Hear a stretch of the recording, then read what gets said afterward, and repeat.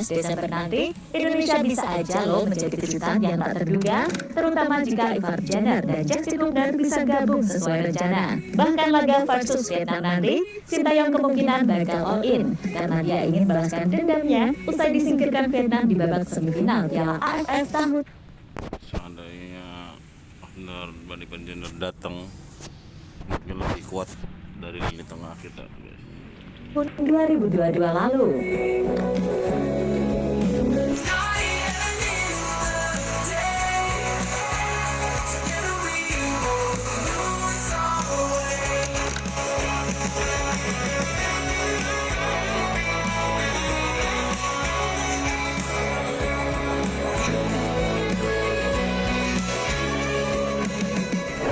Yang muda, yang beraksi.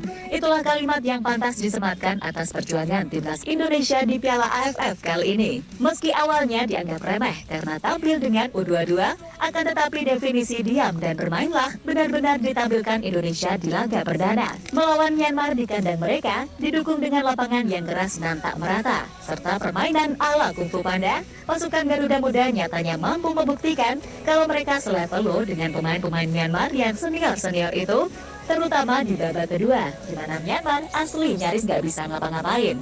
Dan di luar gol yang tercipta, ketahanan fisik para pemain Indonesia beneran asli keren pol. Ya, di saat para pemain Myanmar banyak yang tumbang, entah karena kram atau cedera, para pemain Indonesia bahkan masih bisa ngibrit sampai akhir laga. Ditambah semangat menolak yang mereka tunjukkan, benar-benar membuat kemenangan ini memang layak untuk didapatkan. Dan hal itu juga berhasil ditunjukkan para pemain timnas di laga kedua melawan Laos malam tadi. Meski Piala AFF ini bisa dibilang sangat maraton dan sangat menguras tenaga para pemain kita, namun semangat juang tinggi ditunjukkan para pemain muda Indonesia. Mereka mampu berlari hingga 90 menit di lapangan. Di sisi lain, para pemain Laos yang memiliki kualitas sprint lebih baik justru banyak yang tumbang dan beberapa kali mengalami kram pada perut dan kaki. Namun berbanding terbalik pada pemain Indonesia yang berhasil bertahan dan kuat berlari hingga 90 menit di lapangan. Atau tetapi minusnya, para pemain kurang konsentrasi sehingga kesalahan-kesalahan mendasar masih sering kita lakukan.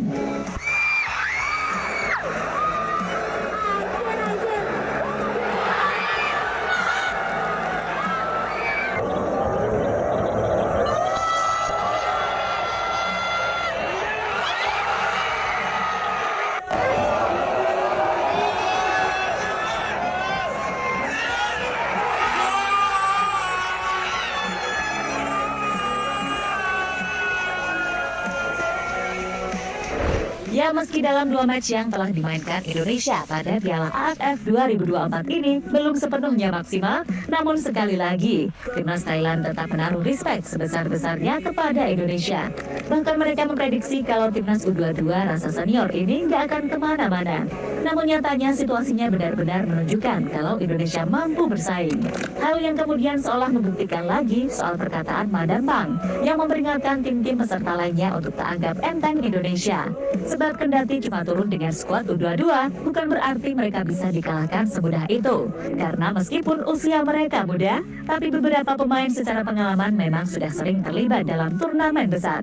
Sehingga secara mentalitas tim ini sama sekali nggak boleh dianggap remeh.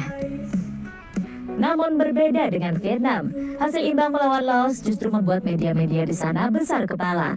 Bahkan mereka memprediksi bakal menang mudah saat menjamu Indonesia pada tanggal 15 Desember mendatang. Timnas Laos ciptakan gempa bumi lawan Indonesia. Itulah judul yang mereka pilih untuk menggambarkan situasi pertandingan. Dalam analisa mereka, disebutkan bahwa Laos telah mengejutkan banyak pihak. Kejutan tersebut tidak hanya dirasakan oleh Indonesia, tetapi juga oleh pendukung mereka sendiri. Bertentangan dengan ekspektasi, tim nasional Laos mengejutkan para penggemar dengan penampilan mereka melawan tim tuan rumah Indonesia. Mereka memasuki permainan dengan percaya diri, mengubah posisi dengan luas, dan kemudian secara tak terduga memimpin pada menit ke-9 berkat gol pembuka Po Shombun. Tulisnya, ini menunjukkan betapa tidak terduganya perform tim Laos dalam pertandingan tersebut.